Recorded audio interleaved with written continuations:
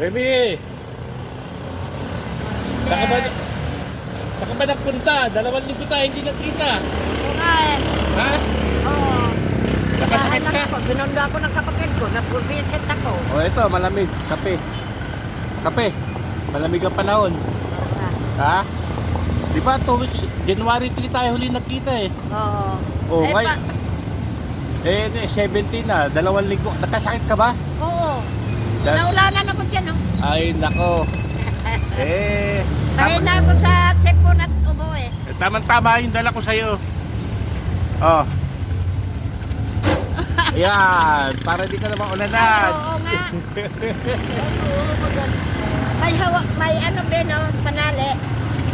Ay, nako. Oh, di ba? Oo. Oh, hindi ka naman ulanan yan. Maganda. Yan ang regalo ko sa'yo dahil nag-birthday ka. Ha? Okay lang yun. Oh, tapos nakita na kayo ng kapatid mo, di ba? Oo. Hmm. Yung isa. Maano naman sila eh. Ito kasi ready, oh, ayan. 2 weeks kami hindi nagkita niya. Na January 3. Sabi niya, nagkita na raw sila ng kapatid niya sa isa. Saan yung kapatid mo? Taga, dito sa, sa Montalban. Sa Bisia. Hindi. Ito lang. Kamalapit lang. Sa Christianville. Eh siguro napanood yung TV natin, kaya pinuntahan ka. Siguro. Ay, Kaya- wala naman lang may nangyayari. Pero yung mga taga Mindanao, wala pa. Wala. Okay lang. Eh siguro baka dating ang oras na makikita na rin kayo. Hindi ko kailangan. Ay, naku naman, pero palitugon. Hindi ko kailangan makita kami. Ay, namimili ka pa, dahil ka kami. Oo nga. Kasi alam mo, Pero, madali. Ito. Oh. alam mo, hindi kailangan magkita kami. Oh, yan yung regalo ko sa'yo, birthday mo ha. Oh. Maraming salamat. Keke. Hindi ka na magkakasakit yan. Oo nga. Pag abon-abon, Kaya ka naisip ko, sabi ko, siguro may sakit ka. oo nga. Oh, yan. Hindi ka magkakasakit yan ha.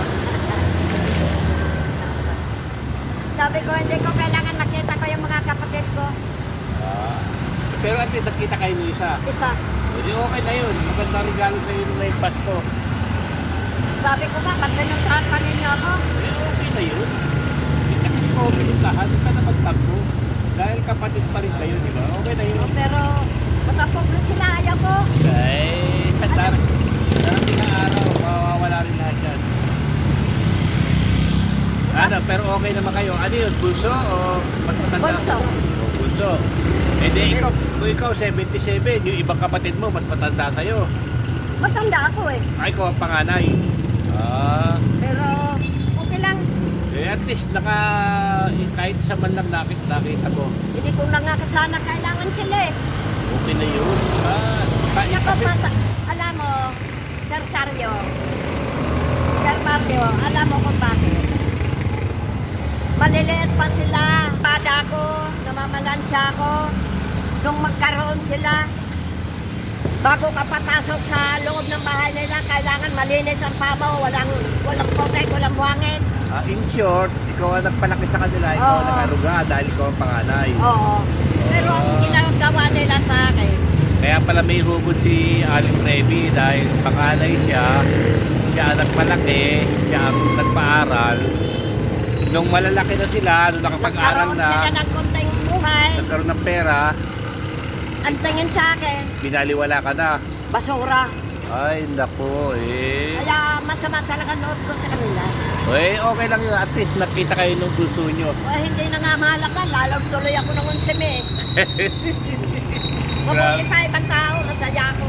Ay, ako ito, nandito ako. Oo, masaya ako. Kahit pa paano. Diba? Di lamang na nakakalimutan. Hindi. Saka yung ibang tao mga dumadaan dyan. At saka mayayaman, may nagmamahal sa akin. May nagmamahal sa akin dito sa kalye. Tayo, para tayo mahirap. Akala ko nagpa-opera ka na, kaya nawala ka ng 2 weeks eh. Ayaw ko magpa-opera.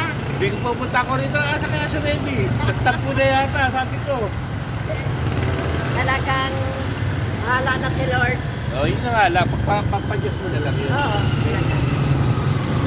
O, sige ha. Ako'y mag-walking-walking. Punta ka ng simbahan ha. Sige. O, sige, Salamat. say hi, oh, hi. O, bagay sa'yo yung sublero mo ha. O, Salamat. sige, bye-bye.